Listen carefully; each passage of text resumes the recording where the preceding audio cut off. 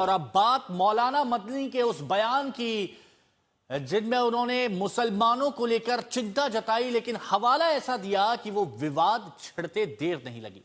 मौलाना मदनी ने अपने बयान में आजम खान का जिक्र किया और फिर अल फलाह पर कार्रवाई के बहाने सरकार पर सवाल उठा दिया। आज दुनिया का मुसलमान एक आदमी न्यूयॉर्क का मेयर बन सकता है, ममदानी लंदन के अंदर मेयर बन सकता है, एक खान हिंदुस्तान के अंदर किसी मुस्लिम यूनिवर्सिटी का कोई आदमी वाइस चांसलर नहीं बन सकता, और अगर बनेगा तो आजम खान की तरह जेल के अंदर जाएगा, इकबाल की तरह औलाद जेल में डाल दी जाएगी। आज देख लीजिए अल फलाह का क्या हो रहा है, जेल में पड़ा हुआ है और कितने साल जेल के अंदर गुजरते हैं नहीं जानता कोई आदमी। कौम, गवर्नमेंट मुल्क की आजादी के बाद इस पर लगी हुई है कि मुसलमान को सर नहीं उठाने देना है। आज उसका नतीजा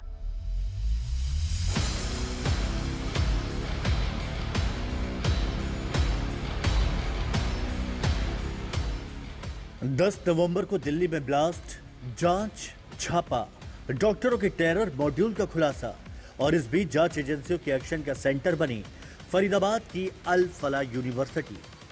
एक यूनिवर्सिटी जहां से जुड़े डॉक्टरों ने धमाके का प्लान बनाया, जैश के हैंडलर के इशारों पर सिलसिलेवार धमाके की साजिश रची, फंड जुटाया, विस्फोटक जमा किया, और जब एजेंसियों का शिकंजा कसा तो मुख्य साजिशकर्ता उमर ने लाल किले के पास धमाका कर दिया।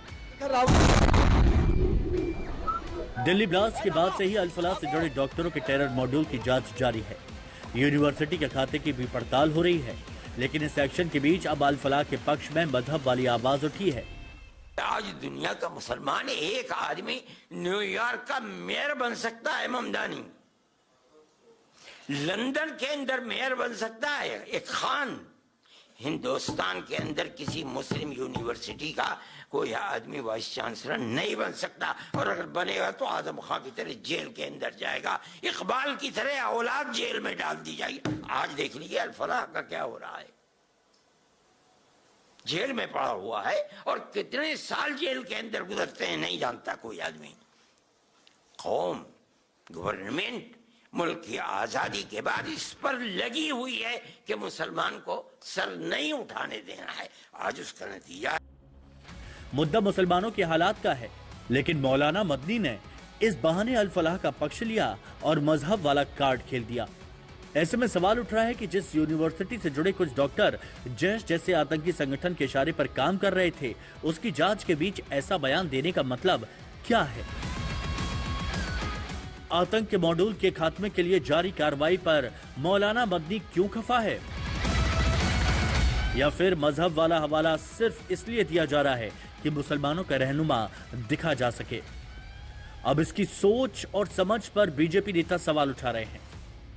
और दो लोगों के उन्होंने नाम उसमें लिए हैं, एक नाम लिया आजम खान का और दूसरा नाम अल फलाह यूनिवर्सिटी का लिया। मैं मौलाना साहब से बड़े अदब के साथ ये कहता हूँ कि मौलाना साहब, अल फलाह यूनिवर्सिटी का जो ओनर है वो बचपन से अपराधी प्रवृत्ति का रहा है। उसने मिस्कीन, गरीब, बेवा औरतें, स्कूल टीचर, कॉलेज के प्रोफेसर के साथ पैसों को लेके धोखा करी, पॉन्जी स्कीम चलाई जिसमें पैसा डबल करने की बात करके उनके पैसों को चुराया। दूसरा नाम आपने आजम खान का लिया है।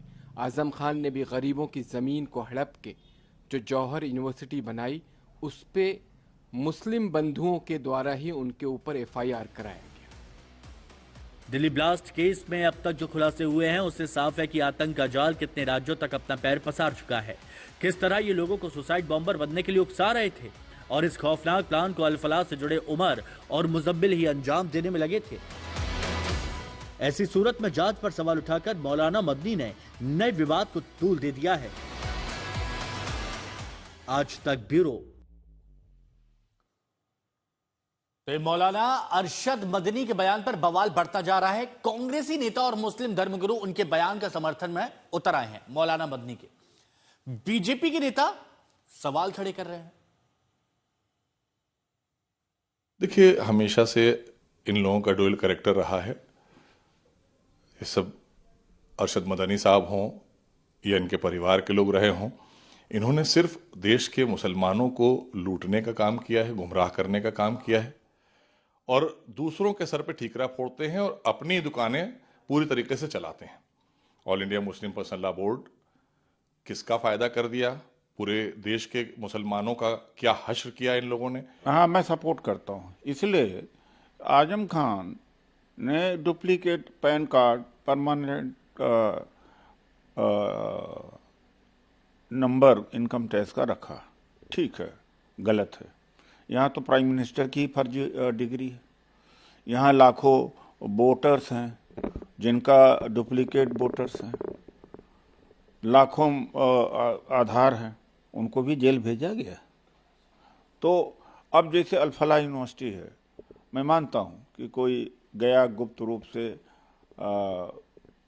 टेररिस्ट एक्टिविटीज किया है, उसको क्षमा नहीं करना चाहिए, टेररिज्म को क्षमा नहीं करना चाहिए, लेकिन पूरी यूनिवर्सिटी को टारगेट नहीं कर सकते ना, बंद कर दे यूनिवर्सिटी, ये नहीं कर सकते। टीवी पर बैठकर या कैमरे के सामने हम ये तो बोलते हैं कि साहब हमारे साथ ये जुल्म हो रहा है।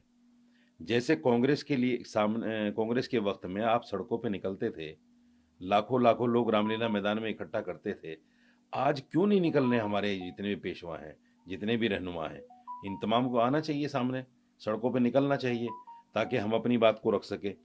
किसानों के खिलाफ एक कानून आया, सरकार लेकर आई, वो सड़कों पर निकले, उन्होंने अपनी शहादत दी, कई सौ मुसलमान किसान शहीद हुए और अंत ये हुआ कि वो तीनों बिल जो है वापस लेने पड़े सरकार को।